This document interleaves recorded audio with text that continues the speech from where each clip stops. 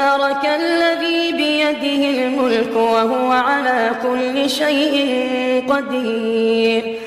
الذي خلق الموت والحياة ليبلوكم أيكم أحسن عملا وهو العزيز الغفور الذي خلق 7 سماوات طباقا ما ترى في خلق الرحمن من تفاوت فارجع البصر هل ترى من فطور ثم ارجع البصر كرتين ينقلب إليك البصر خاسئا وهو حسير ولقد زينا السماء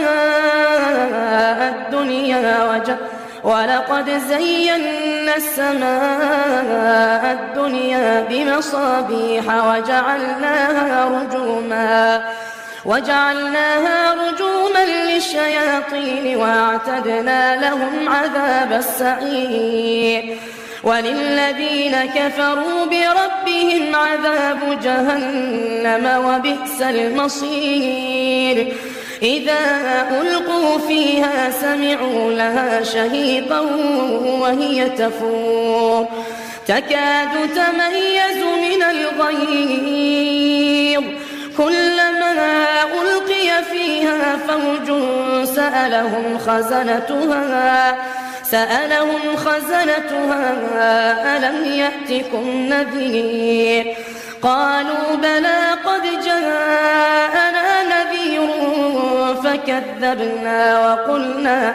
فكذبنا وقلنا ما نزل الله من شيء إن أنتم إلا في ضلال كبير وقالوا لو كنا نسمع أو نعقل ما كنا في أصحاب السعير فاعترفوا بذنبهم فسحقا لأصحاب السعير إن الذين يخشون ربهم بالغيب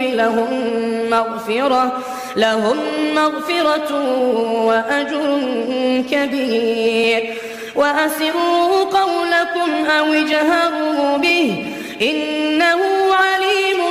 بذات الصدور ألا يعلم من خلق وهو اللطيف الخبير هو الذي جعل لكم الأرض ذلولا فامشوا في مناكبها وكلوا من رزقه وإليه النشور أأمنتم من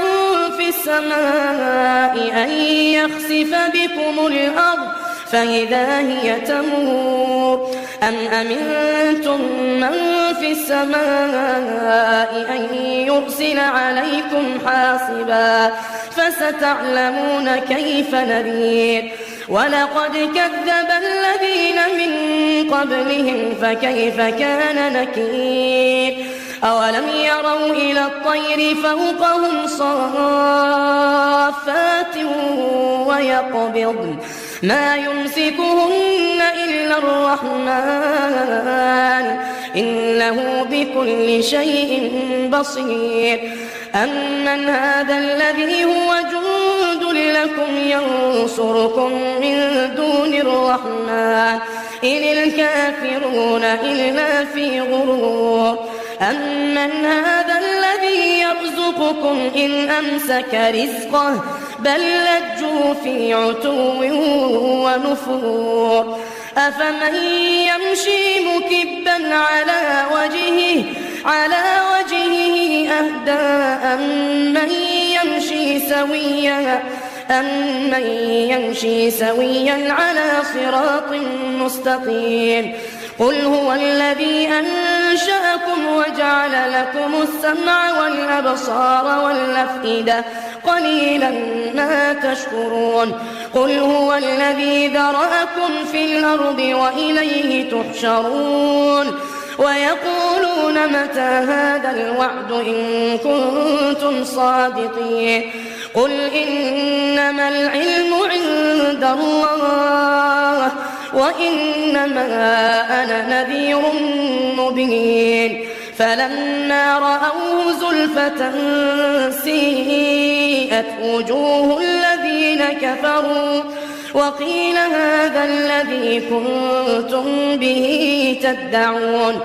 قل أرأيتم إن أهلكني الله ومن معي أو رحمنا فمن يجير الكافرين من عذاب أليم قل هو الرحمن آمنا به وعليه توكلنا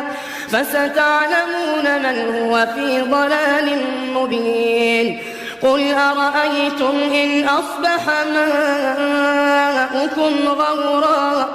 فمن يأتيكم بماء معين